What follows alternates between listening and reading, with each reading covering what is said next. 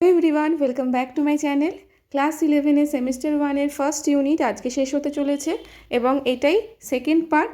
আগের ভিডিওতে আমরা পুষ্টির মান কাকে বলে, কেন পরিমাপ করতে হয় এবং পুষ্টির মান নির্ণয়ের পদ্ধতি ABCD মেথড সম্পর্কে জেনেছিলাম। ওখানে আমরা অ্যানথ্রোপোমেট্রিক মেজারমেন্টে ডিটেলে পড়েছিলাম ওই ভিডিওতে। তো এই ভিডিওতে আমি বাকি যে টপিকগুলো আছে BCD মেথড আর তার সাথে বায়োফিজিক্যাল আর ফাংশনাল অ্যাসেসমেন্ট এবং সিলেবাসে সবার শেষ যে টপিকটা আছে গ্রোথ চার্ট বা শিশু বিকাশ চিত্র কী সেটা নিয়ে আলোচনা করব ডিটেলে। ভিডিও ভালো লাগলে পুরোটা দেখো এবং চ্যানেলটাকে সাপোর্ট করো। আগের ভিডিওতে আমরা ABCD মেথড সম্পর্কে জেনেছিলাম, যেটা পুষ্টির মান নির্ণয়ের প্রত্যক্ষ পদ্ধতির মধ্যে পড়ে। তো ABCD মেথডের মধ্যে এটা আমরা জেনে নিয়েছি, BCD পড়ে আছে। তো B for biochemical assessment. Biochemical অ্যাসেসমেন্টের বাংলা হলো জৈব রাসায়নিক পরীক্ষা। জৈব রাসায়নিক শব্দ থেকেই বোঝা যাচ্ছে জৈব কোনো পদার্থ লাইক রক্ত বা ইউরিন, যে কোনো কিছু আমাদের যেটা অর্গানিক ম্যাটার সেইগুলোকে নিয়ে কেমিক্যালি টেস্ট করা হবে এবং একটা কনক্লুশন দেওয়া হবে। যেমন কোনো শিশুর রক্ত এবং মূত্র পরীক্ষা করে শিশুর দেহের পুষ্টিগত অভাব আছে কিনা তা জানা যায়। যখন কোনো শিশুর রক্তের প্লাজমা প্রোটিনের মাত্রা কেমন আছে সেটা রক্তকে নিয়ে টেস্ট করে প্লাজমা প্রোটিন দেখা হচ্ছে, তখন যদি ঠিকঠাক পরিমাণ লেভেল থাকে তাহলে সে পুষ্টিগত দিক থেকে ফিট এবং ওয়েল নারিশড বলা যেতে পারে। এবং যদি তার মাত্রা কম থাকে, যেটা বাঞ্ছনীয় তার থেকে কম হয়, তাহলে সে অপুষ্টিতে ভুগছে। কোনো কোনো ক্ষেত্রে যখন রক্তে রক্তাল্পতা হয়ে থাকে, রক্তে যখন হিমোগ্লোবিনের মাত্রা কমে যায়, তখনও আমরা ব্লাড টেস্ট করে থাকি কমন। সেখানে আমরা জানতে পারি রক্তে হিমোগ্লোবিনের মাত্রা এবং এটার মাধ্যমে শরীরে লোহার পরিমাণ কত আছে সেটাও কিন্তু জানা যায়।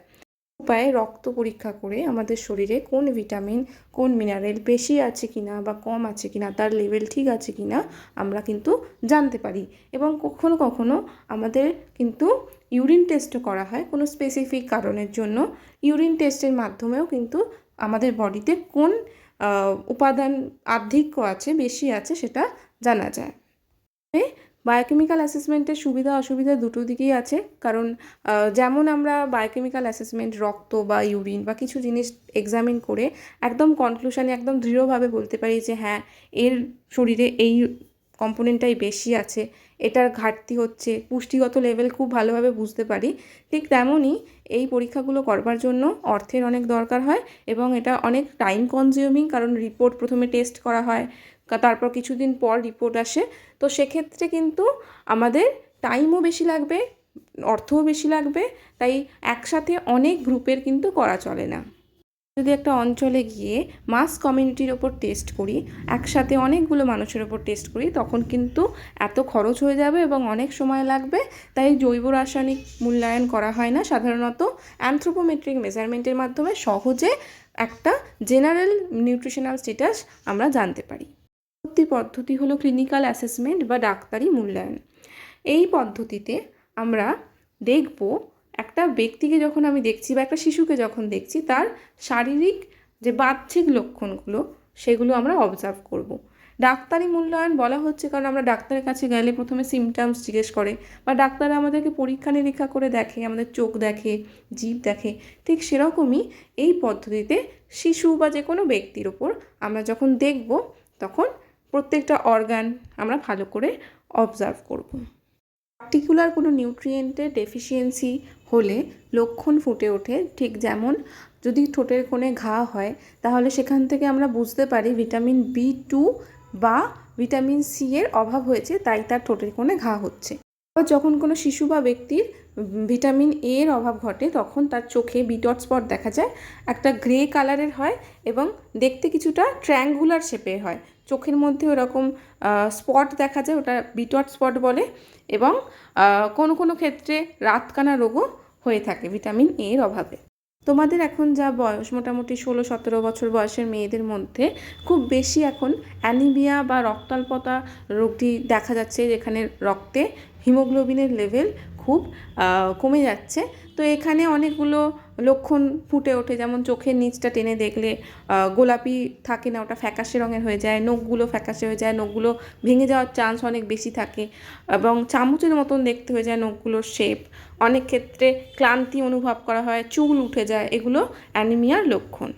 শিশুর দেহ খুব শীর্ণকায় হয়ে যায়, খুব রোগা লাগে এবং ওজন কমে যায়, মেজাজ খিটখিটে থাকে। এগুলো থাকলে শিশুটি ম্যারাসমাস বা কোয়াশিয়রকর রোগে ভুগছে কিনা সেটাও কিন্তু বোঝা যায়, যেটা মেনলি প্রোটিন এনার্জি ডেফিসিয়েন্ট একটা অসুখ। আমরা অপুষ্টি ভিডিওতে ডিটেলে ছবি দিয়ে দেখেছি। তবে কিছু অস্বাভাবিক লক্ষণ দেখে আমরা ডিটেক্ট করতে পারি ক্লিনিক্যাল অ্যাসেসমেন্ট দিয়ে যে সে পুষ্টিগত কোন স্তরে আছে, তার পুষ্টির মান কীরকম, এবং এই ধরনের মূল্যায়নের জন্য ল্যাবরেটরি ও রাসায়নিক পরীক্ষাগারের দরকার। কারণ আমরা দেখে হয়তো রোগটার কথা বলছি, রোগটাকে যে কনফার্ম করব যে এই রোগটাই হয়েছে কিনা বা তার শরীরে ঠিক এই প্রপার ডেফিসিয়েন্সিটাই হয়েছে কিনা, তখন আমাদেরকে কিন্তু বায়োকেমিক্যাল অ্যাসেসমেন্টটা করতে হবে, মানে ব্লাড বা ইউরিন কিছু একটা নিয়ে টেস্ট করে আমাদেরকে শিওর হতে হবে। পদ্ধতির সর্বশেষ পদ্ধতি হলো D for dietary survey method, যা খাদ্য নিরীক্ষা পদ্ধতি নামেও পরিচিত।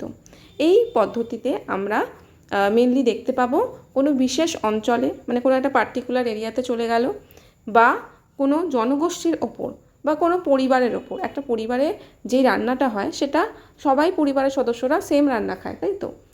তো সেক্ষেত্রে এই পরিবারে যিনি রান্না করছেন এবং যিনি খাবার দিচ্ছেন, পরিবেশন করছে, সদস্যরা কত পরিমাণ খাবার খাচ্ছে, তো এই ব্যাপারে তাদের নলেজ থাকে, মোটামুটি তাদের একটা আইডিয়া থাকে কে কোন রকম খাবার খায়। ধরো তুমি শাক খাও না, তোমার মা নিশ্চয়ই বলতে পারবে যে তুমি শাক খাও না, তো সেখানে তোমার বডিতে ফাইবার ঢুকবে না। তো এইভাবে একটা অ্যানালিসিস করা যেতে পারে। এটাই হলো ডায়েটারি সার্ভে মেথড। বিভিন্ন অঞ্চলের মানুষ বা কোনো গোষ্ঠী বা কোনো ক্ষেত্রে কোনো পরিবার বা কোনো একজন ইন্ডিভিজুয়ালের কিন্তু খাদ্যাভ্যাস সম্পর্কে আমরা জানতে পারি, সে কীরকম ধরনের খাবার খায়, ভেজ না নন ভেজ, সে কী ধরনের মানে শাকসবজি ইউজ করে, বা ভাত বেশি খায় না রুটি কম খায়, এগুলো আমরা সব জানতে পারবো। ঠিক আছে, তার সাথে সাথে খাদ্য গ্রহণের পরিমাণ, কতটা পরিমাণ ভাত খাচ্ছে, 60 গ্রাম নাকি 80 গ্রাম, খাদ্যের উৎস, কী কী সোর্স থেকে সে খাবারগুলো খাচ্ছে এবং কোন নিউট্রিয়েন্টস তার মধ্যে প্রেজেন্ট আছে, সেগুলো সব সম্পর্কে আমাদের একটা ধারণা হয়ে যাবে। খাদ্য নিরীক্ষা পদ্ধতির সময় কিছু পন্থা অবলম্বন করা হয়। আমরা গিয়ে ডিরেক্ট কথা বলি এবং সেখানে কিছু কিছু পদ্ধতি ইউজ করা হয়, যেমন সাক্ষাৎকার পদ্ধতি। একটা পরিবারের মানুষের সাথে যে মোটামুটি রান্না করে, বা যদি আমরা কোনো হোস্টেলের ওপর করি, হোস্টেলেতে কীরকম ধরনের খাবার দেওয়া হয়, তাহলে সেখানে যে কুক তাকে গিয়ে তার সাথে আমরা কথা বলবো, জিজ্ঞাসা করব। প্রশ্নসূচক পদ্ধতিতে আমরা প্রশ্ন করি দৈনন্দিন খাদ্যের নথিভুক্তির পদ্ধতি, কত পরিমাণ বাজার আসছে, কাঁচা সবজি কত আসছে, কি কি রান্না হচ্ছে দৈনন্দিন ডেলি বেসিসে, সেইভাবে আমরা যদি পয়েন্ট করে করে লিখে রাখি, তাহলে একটা সপ্তাহে গিয়ে বা মাসে গিয়ে তারা কত পরিমাণ খাচ্ছে সেটা আমরা আন্দাজ করতে পারবো। কাঁচা খাদ্যের পরিমাপ পদ্ধতি লগবুক পদ্ধতিতেও লিখে রাখবে যে সে দিনে প্রথমে ব্রেকফাস্টে কী খেয়েছে, লাঞ্চে কী খেয়েছে, কত পরিমাণ করে খেয়েছে। এইভাবে এক একটা পার্টিকুলার এরিয়াতে গিয়ে জিজ্ঞাসাবাদের মাধ্যমে আমরা একটা ফ্যামিলি বা একটা ইন্ডিভিজুয়াল মানুষের কিন্তু খাদ্যাভ্যাস সম্পর্কে জেনে পুষ্টির মান বিচার করতে পারি। ততক্ষণে পুষ্টির মান নির্ণয়ের প্রত্যক্ষ পদ্ধতিগুলো আলোচনা করা হলো, এবং এখন আসছে পরোক্ষ পদ্ধতি। তার প্রথমেই আছে বায়োফিজিক্যাল অ্যাসেসমেন্ট বা জৈব দৈহিক পরীক্ষা। জৈব দৈহিক পরীক্ষাতে আমরা সাধারণত একটা মানুষের দৈহিক স্ট্রাকচার, মানে দেহের স্ট্রাকচার আমরা এক্সামিন করে থাকি। দেখো এখানে লেখা আছে কোনো ব্যক্তির অস্থির গঠন কিংবা মাংসপেশির ক্রিয়াশীলতা সম্পর্কে জানবার জন্য এক্স রে, আমরা হাড়ের যে কোনো রকম ভেঙে গেলে বা কিছু ফ্র্যাকচার হলে এক্স রে করি, এমআরআই করি, এইগুলো করে আমরা জানতে পারি তার স্ট্রাকচার কীরকম। ঠিক কোনো কোনো ক্ষেত্রে রিকেট বা অস্টিওম্যালেশিয়া, এগুলো হচ্ছে ভিটামিন ডি এর ডেফিসিয়েন্সিতে হয়ে থাকে, ক্যালসিয়ামের ম্যালফাংশনে হয়ে থাকে। তো এগুলো কিন্তু যখন হয়ে থাকে আমাদেরকে ওই বায়োফিজিক্যাল অ্যাসেসমেন্ট করে জানতে হয়। আরেকটি পরোক্ষ পদ্ধতি হলো ফাংশনাল অ্যাসেসমেন্ট বা ক্রিয়া সম্পাদনগত মূল্যায়ন। উপাদানের ওপর নির্ভর করে মানুষের দৈহিক ক্রিয়া।